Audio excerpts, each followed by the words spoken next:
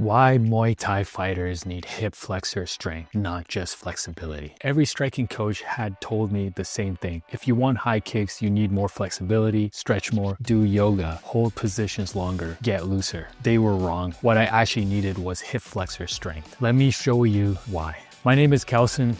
I train Muay Thai currently, done kickboxing in the past, and follow MMA closely. For 3 years, I focused on flexibility, trying to improve my kicks.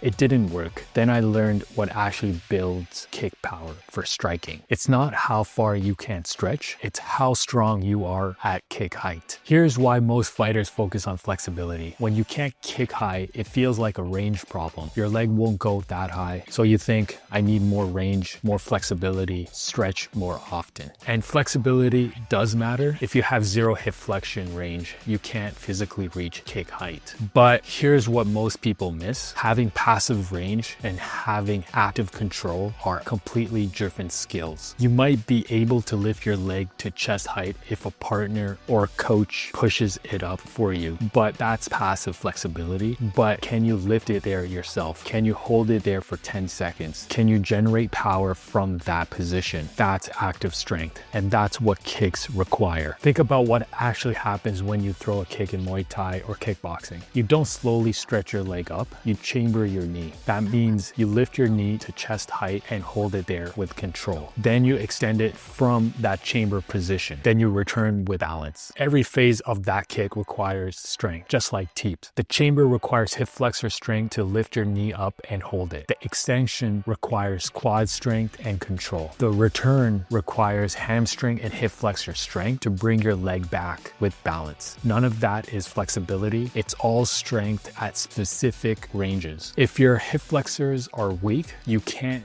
chamber cleanly. Your knee drops. Your kick loses height before it even extends. Your coaches have to lower the pads, like what happened to me, and you feel it in every session. This is exactly what I teach in my 12-week program for fighters. How to build hip flexor strength specifically for powerful kicks. Not just flexibility, functional strength that translates directly to ring or cage. Application link in the description, but first let me show you what changed for me. So I started the journey in May 2024 with the baseline tests, working with Coach Alex, learning how everything works for the hip flexors from the ground up. Then in 2025, I worked with his coach, Coach Erdy, and that's where I was able to make a 25 degrees change in my hip flexors. So I started in May 2024 working with Coach Alex, and then in 2025, the entire year working with Coach Erdy to gain that 25 degree hip flexion from 2025 to 2026. That's measurable, and it translated directly to my kicks. Here's what the strength gave me in actual training. Body kicks now come up with snap and power, same with teeps, and my coaches and teammates stopped lowering the pads for me.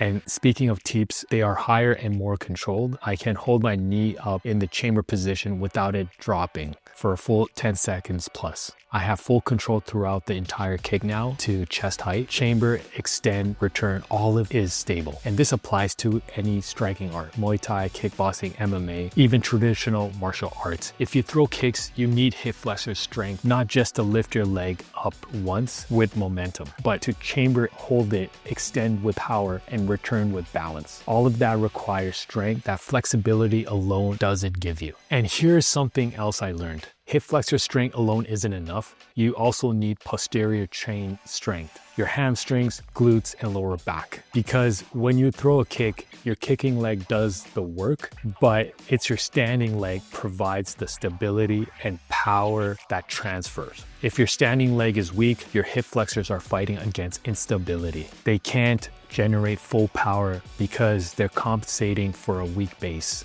This is why fighters with flexible hips still throw weak kicks. They have the range, but they don't have the supporting strength to generate power from that range. So my program addresses both hip flexor strength for kicking leg, posterior chain strength for standing leg. That's how you build powerful kicks that work in actual fighting.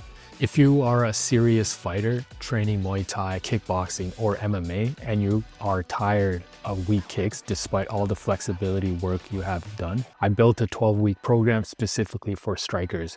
You'll learn how to build hip flexor strength that translates directly to powerful kicks. how to strengthen your posterior chain for stability and power transfer, how to measure your progress with objective data every 4 weeks. It's application only.